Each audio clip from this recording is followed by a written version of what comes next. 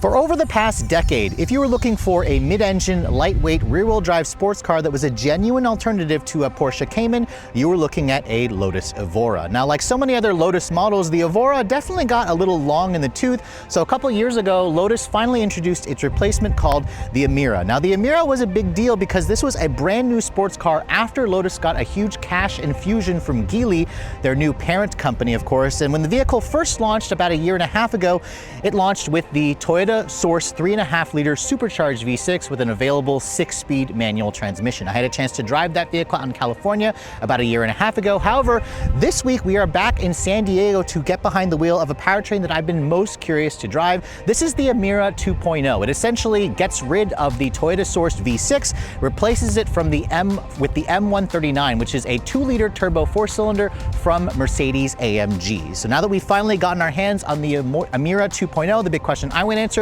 does this new Mercedes AMG sourced powertrain finally transform the Emira to deliver supercar levels of performance to match its supercar looks? Stay tuned to find out.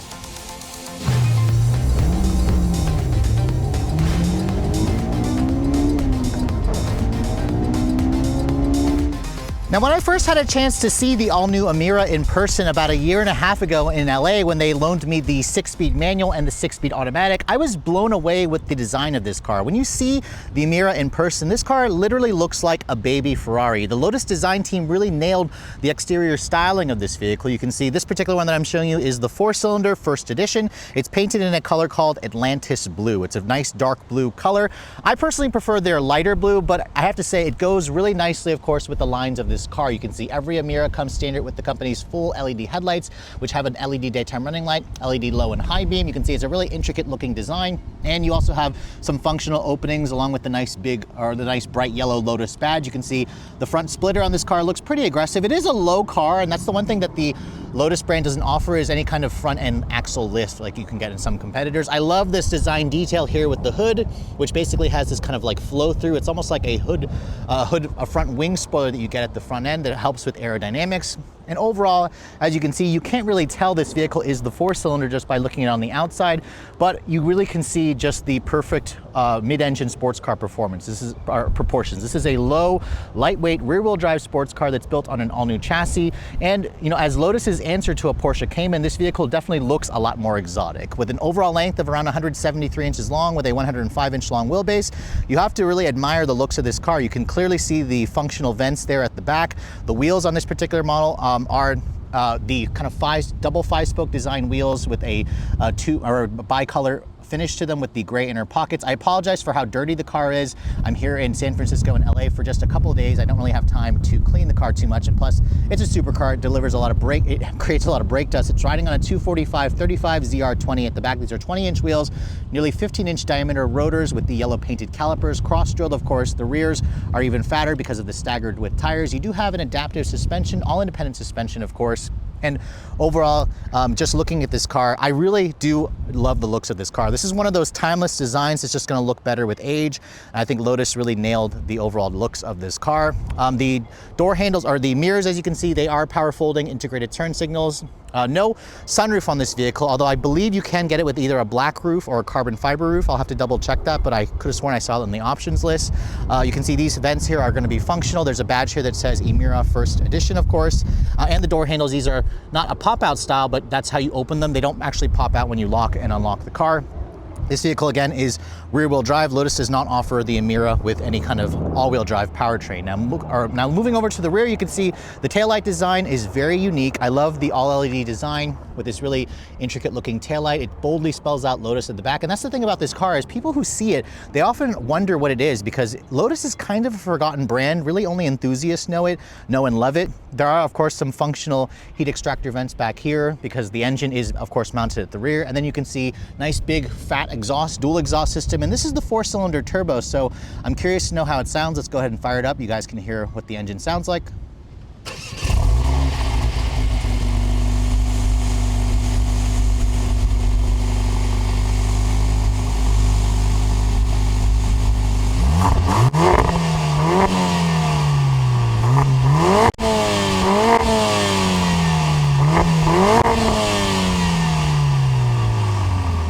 And while some of you may miss the sonorous wail of that Toyota V6 engine, the AMG Source 2-liter is certainly nothing to cry about. It also sounds pretty good. It gives you a nice visceral mechanical sound to it. Now looking at the cargo area, and this is where we're going to talk about the powertrain as well, because unlike the V6, which you could plainly see back here, which had a beautiful design where you could see the supercharger, Lotus decided to just put a big fat engine cover over the rear. That's a little disappointing. You have around 4 cubic feet of storage space back here, which is a usable amount, but I have to admit, it doesn't actually fit my 22-inch roller bag in here. I have to actually put it in the back. The front trunk or the hood actually doesn't open, which is a little bit disappointing. But let's go ahead and talk about the powertrain specs since we're back here, because this model here again has the M139, which is a 2-liter hand-assembled direct injection turbocharged 4-cylinder. And the power outputs here in America have actually been updated to 400 horsepower, which is the same output as the V6, and you get 354 pound-feet of torque, which is around 44 more versus the V6 with the automatic transmission. Now, it's hooked up to an 8-speed dual-clutch transmission that is from Mercedes-AMG, and like I said earlier, this vehicle is rear-wheel drive with a limited slip differential. The dual-clutch does come with launch control and fuel economy. Unfortunately, Lotus didn't have those final figures ready for me as of this filming. I would estimate around 28 mpg. The V6 was around 1725, so I expect this to be a little bit more efficient. 0 to 60 time should be around 3.8 seconds with this model, which is actually faster versus the V6. Top speed, Lotus says, is around 182 miles an hour.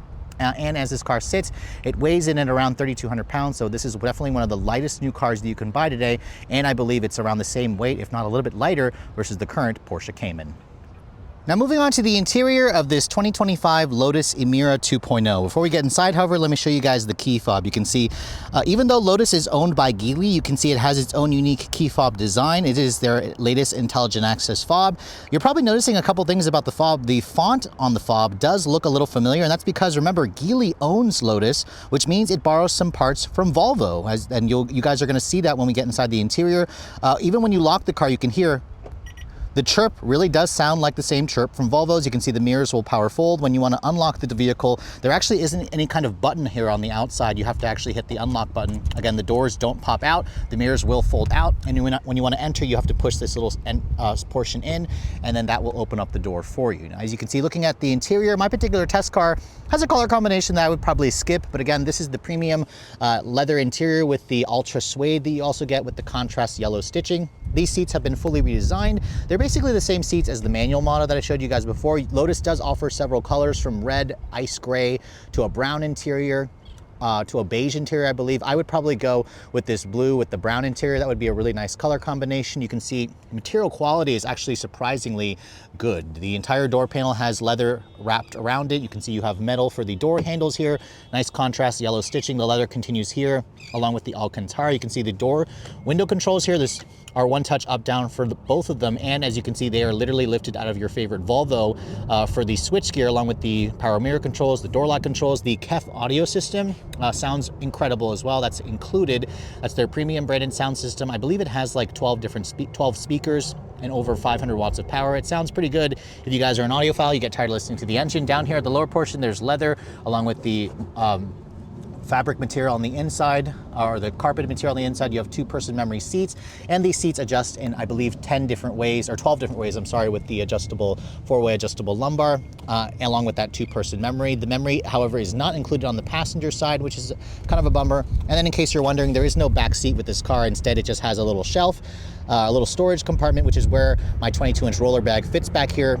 And it's a good place to store luggage that doesn't actually fit in the trunk of this vehicle, because as you guys saw, it's pretty small. Now getting inside, this is where the Emira reminds me I'm getting old, because it has a really low step-in height. But once you're in, you can see this sill isn't quite as wide as it used to be. Lotuses they used to in the past have such a wide sill here that you would burn your leg as you enter the vehicle. The door has a relatively solid sounding thunk. It kind of sounds like so many other 2-door sports car, exotic supercars like this, but when you look inside the rest of the interior, it's basically the same as the manual model that I showed you guys about a year and a half ago. You have a really nice looking steering wheel. It's a flat bottom and a flat top design. Starting the vehicle up, I love this. It's like a fighter jet. You lift this little red tab up, you put your foot on the brake, push that, and you can hear the vehicle will default to touring mode, which is the comfort setting. That's with the exhaust baffles closed. Your drive mode selector is right here. If you toggle this down, it'll switch to a sport or a track mode. And I have to say, guys, in track mode, listen to this. Right behind your head. So always reminds you you're driving something very special. Love the fact that this car is a mid-engine car. And again, it reminds you why I love driving, why you love sports cars. But looking at the rest of the interior, you can see material quality on the dashboard also carries over from the door panels. Nice leather with contrast stitch. You have the Alcantara here. I like the dash vents as well. They're a manual adjustment with the Emira logo kind of stamped in the actual dash vent. There's also an Emira first edition badge there to remind you have something special. The steering wheel, as you can see, has metal paddles behind the wheel. You have some buttons to control the fully digital instrument cluster, which does change the way it looks if you start, using the buttons over here. You can kind of manipulate this to kind of go to your vehicle status, a lap timer, a G meter. You can also pull up GPS in here as well, which is pretty cool, along with your audio and phone information. So that's all really nice technology, stuff you wouldn't even be able to find in the old Evora.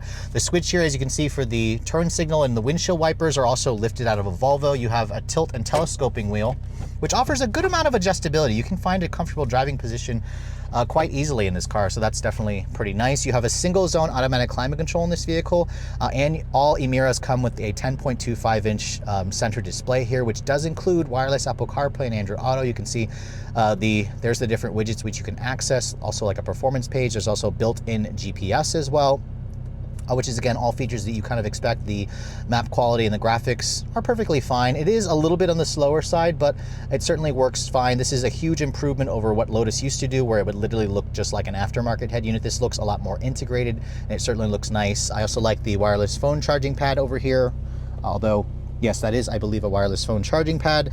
You have your big knobs here for your climate, of course, and there's a volume knob here, although this knob is literally blocked by the shifter. You have to actually look past it to see that it's there, and that actually reminds me again of a Volvo. Your hazard switches here, and then your drive mode selector. The one thing I don't like is how cheap this feels. It's a little loosey-goosey. It doesn't return to center all the time, so I found that switching the drive modes can be kind of a pain in the ass if you're kind of doing it on the fly. I think this button needs to be replaced. You can see this shifter is also a pain in the ass.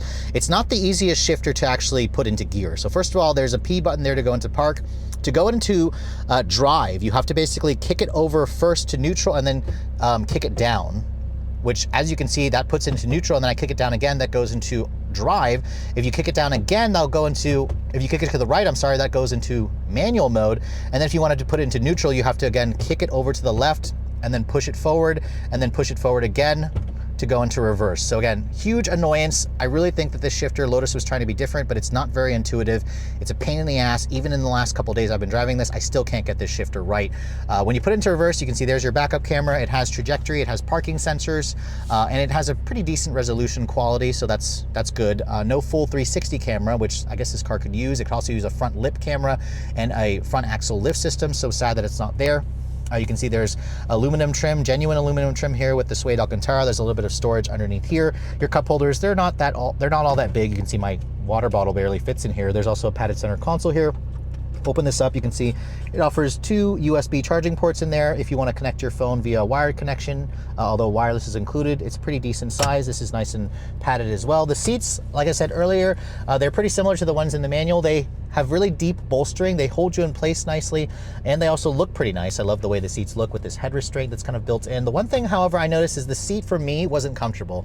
I was kind of squirming around to find a comfortable driving position. I also drove this vehicle 2 hours up to LA, and I just found it to be annoying. So try the seats out for yourselves.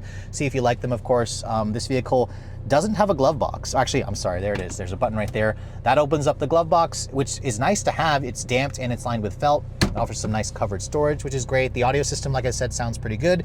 You have an auto-dimming rear view mirror. No digital camera mirror. That would have been nice to have it in this model here. And you also have like a suede Alcantara here, which definitely adds to that impression of quality. Even the sun visors are kind of covered in that suede Alcantara. You have a lit up mirror, of course, which is nice. You also have it here. Actually, no, you don't. You don't have a mirror here on the driver's side. So overall, the interior is a very nice place to spend time. This is a hand-built car, and I noticed build quality seems decent. There were a few squeaks and rattles when I was driving this car on a longer trip, but at least Lotus used all premium materials. The tech finally is up to par. This is actually, I think, a better infotainment system than what Porsche has in the old 718 Cayman, which doesn't have their newest infotainment system. And once you're in here, it has decent sight lines, although this A-pillar is large. And again, it just makes you feel like you're driving something special because the engine, as you can see, is right behind you.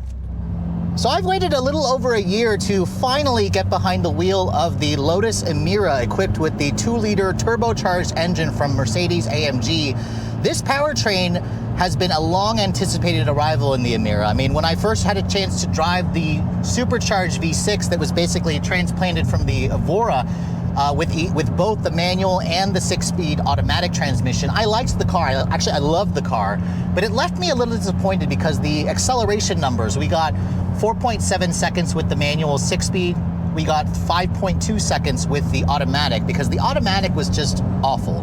It was trash, basically. It just didn't belong in a sports car, a supercar that looks like this. However, this combination is what this car was born to have, or created to have. It's got a dual clutch transmission, which is the proper transmission for a vehicle for this powertrain like this. It's got 400 horsepower from that M139 2-liter turbo direct injection 4-cylinder that's hand assembled from Mercedes AMG. It actually makes a little bit more power versus what this car was supposed to have when it was first revealed. It was supposed to have around 360 horsepower, but now we have 400 horsepower, 354 foot-pounds of torque. So the same horsepower as the V6, but we do have more torque. So that's gonna, again, give this thing even more character. It's gonna make it even more fun to drive. And I think a lot of people are gonna really appreciate the visceral noises, because I'm noticing right away the mechanical sounds this car makes. It's got the pops and crackles, it's got burbles from the exhaust, it's got lots of vibration and sounds coming from behind me because of the very balanced mid-engine design. And listen to that, guys. This engine does like to rev. It revs to 7,000 RPM. And I love these metal paddle shifters. They just do a great job at just giving you what gear you want. Although I did notice at times the downshift is a little bit slow when I'm pulling the left paddle to call for a downshift. It is the transmission that this car was born to have. It is proper. The steering in this car is just as good as you expect a Lotus to be. Very talkative, very quick, very direct, lots of feedback. The suspension stays nice and flat, and it just corners like it's on rails. Truly feels like a driver's car, and it also feels light. That's the one thing about these types of vehicles, is they just, or like a lot of new cars today, just feel heavy. They feel disconnected. Not so with the Emira. This is one of the few cars that just makes you feel connected to everything. That's why I love it. It makes me fall in love with driving again, especially when you find your favorite back road. I had to drive an hour to basically come out here outside of San Diego to find this incredible road in this incredible car. And I'm just in heaven, guys. This is, that's amazing. Now, I've been driving the car in sport mode, which I think is going to be the best driving mode for this car, because it gives you everything that you need. The transmission's, reading my mind. The steering is sharp and direct. The engine sounds good. There's also a track mode. If you want to go into a track mode here, you flip this little drive mode selector, which I have to admit, it's a little bit slow at times to respond. This gives you the most aggressive setting. It also tailors back the stability control even more. Remember, this is a rear drive car, but it puts the power down really well. Let's try a quick 0 to 60 run here. And this car does have launch control. You basically floor the brake and the throttle. Oh! Oh! Holy shit! 3.59 seconds. 3.6 seconds. That makes this car literally over a second faster than the V6 manual, and almost 2 seconds faster than the V6 automatic, because remember, the automatic V6 is trash. Let's try another run here, just because I want to see if we can do it consistently. Love the launch. Oh! Ooh-hoo-hoo! Oh yes, that is fantastic. 3.6 seconds again. Oh, and listen to the sound this thing makes, guys. I am in heaven. Oh. I mean, the V6 had a pretty nice sonorous wail to it, but this powertrain has all the right noises. The pops, the crackles. I just feel like I have a smile glued onto my face permanently, and I have to literally yell because it's so damn loud in this car. But I love it. I love it. I love it. I love it. Truly feels like an alternative to a Porsche. A Cayman feels boring compared to this, and I don't say that lightly, because I had a Cayman GTS, the 718 with the 4-cylinder, the Boxer 4. Oh. Oh my God, this is absolutely perfection. perfection, nirvana. This right here reminds me why I love driving. Absolutely insane. Gorgeous. The car is sexy on the outside, and it finally has the performance to match the supercar looks. That's what this car was lacking for so long, because the Toyota V6 is good. I like the Toyota V6, but this is exactly what the doctor ordered to basically give this car the performance that you need to match the looks.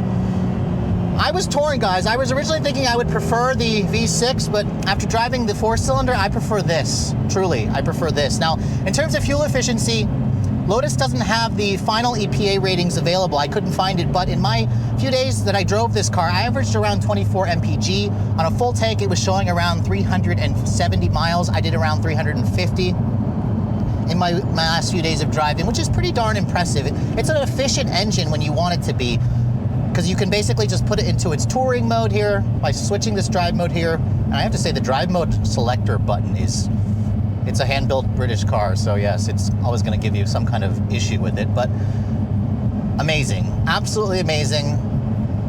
I'm just shocked. I'm shocked. If you guys are looking for a toy like this and you want something that's a lot different versus the BMW, versus the Porsche, versus the Mercedes your neighbor has, you need to put this Lotus on the top of your list. And I gotta say it again, test drive the 4-cylinder. You won't be disappointed that you did.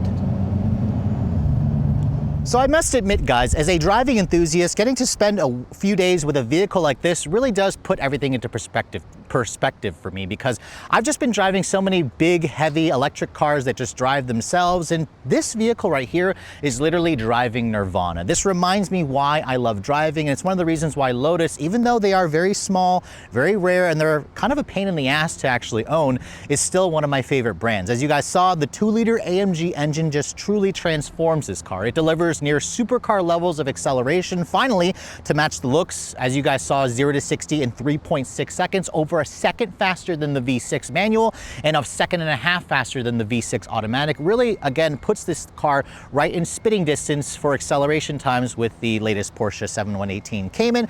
And even though this car is a little bit slower than a Chevrolet Corvette, I find the Emira to be a lot more interesting. I love the sound of the 2-liter turbo. I love that dual clutch. I love the handling dynamics. This, again, feels one of the lightest cars that you can buy. It's got amazing steering that just talks to you. The ride quality on the touring grade suspension is a little bit more comfortable. I have driven the sport suspension. It's a little bit too firm. I personally would go with the touring specification. And you know, for those of you who are considering this car, you're trying to decide between the V6 or the 4-cylinder, you really can't go wrong with either. It just depends on what you're looking or what you want your Emira to do for you when you own it. Because the V6 with the manual is still the enthusiast choice. It, you know, delivers the kind of raw experience that you prefer. It has the sonorous wail of a 6-cylinder. It's got that shifter, which is a little bit clunky, but it's also still very good. However, this dual clutch from Mercedes AMG finally gives this car, you know, that telepathic transmission where it kind of reads your mind. It shifts so fast. It has launch control finally, and it will make this thing not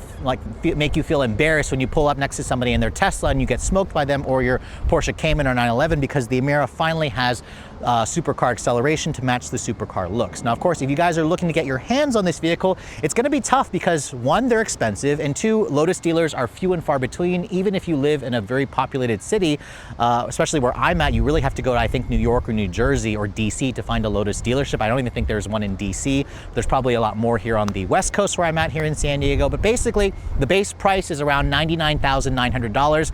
That is the same price whether you go for the 4-cylinder or the 6-cylinder. So take your pick. You're going to have, again, that same starting price. Now, my tester here has some light options. The color upcharge, I believe, the destination charge. You're looking at a grand total of $102,250. So just over 102 grand makes this car about the same base price as a Porsche 718 Cayman GTS. That starts at around $97,000. However, the Porsche, if you add the options to it to make it comparable, is going to be around 115 grand. A Corvette's going to start at around $70,000, but most are going to be around 90 grand, so that's a little bit cheaper. But I would argue that the Corvette isn't quite as exotic as this, isn't quite as rare, although I do love the new C8. You could also compare it to a GR Supra, which Toyota is going to be introducing the final edition very soon. And then there's also the Nissan Z, but I'd say that this is kind of a step above a Z. But overall, if you guys are looking for something that's gonna give you ultimate driving bliss and you don't wanna drive a Porsche, you want something a lot more rare, you should definitely put the new Emira at the very top of your list, and make sure you drive the 4-cylinder, because even though the 6 is good, this is even better, at least in my opinion. Well, with all that said, hope you guys have enjoyed my full overview on the brand new 2025 Lotus Emira. If you're also looking to see the latest cars I'm testing, be sure to follow me on Instagram at redline_reviews, like us on Facebook, and as always guys, please keep subscribing to the Redline Reviews YouTube channel for all the latest reviews.